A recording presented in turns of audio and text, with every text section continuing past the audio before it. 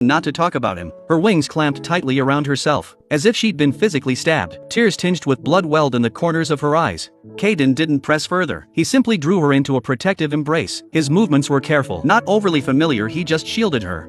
He reassured her that everything was okay now. The Fire Phoenix girl's body still trembled slightly, but she didn't pull away after a long while. She finally spoke in a whisper. She asked Caden why he had taken her. He looked down at her, his voice calm. He said because she was his. It wasn't out of pity or charity, it was just the truth. Caden left with the Fire Phoenix girl without looking back. She followed closely behind him the whole way, as if afraid she might be abandoned at any moment. After walking quite a distance, she finally spoke up. She asked Caden where they were going home. He replied, but it was a bit far. There were no cars here, she might have to walk with him for a while. He said, looking at her. The Fire Phoenix blinked and spoke timidly.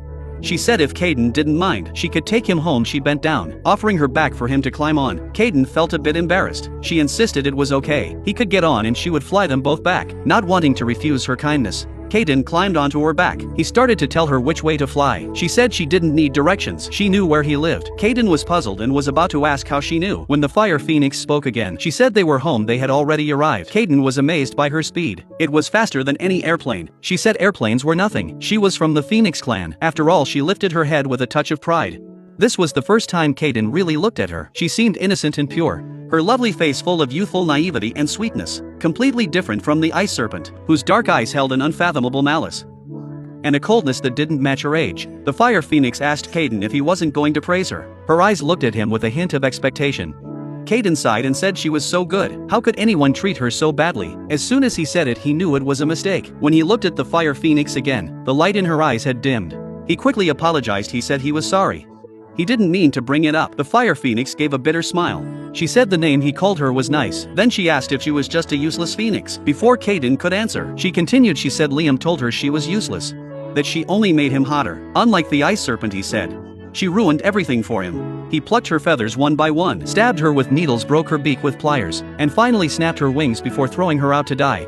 Compared to the ice serpent, was she really that worthless? She asked Caden again why he had brought her home. She was just a useless phoenix. Caden had suspected Liam mistreated her, but he never imagined such cruelty. Liam was the one who chose her. No one could have predicted the scorching apocalypse. Why blame her for everything? Caden reassured her that wasn't true. He told her to listen. She wasn't what Liam said. She was amazing, far better than he claimed. She said she knew Caden was just trying to make her feel better, but it was okay. She already felt a little better. She forced a smile to ease Caden's worry.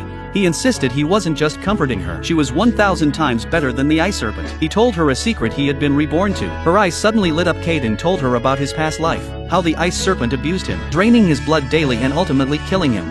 He shared everything. The Fire Phoenix seemed deeply surprised by his story. She said that according to their beastkin traditions, they owed absolute loyalty to their savior. No matter how they were treated, they had to endure it. Breaking this ancient rule carried a severe punishment. How could the ice serpent dare do that to him? Caden shook his head with a bitter smile.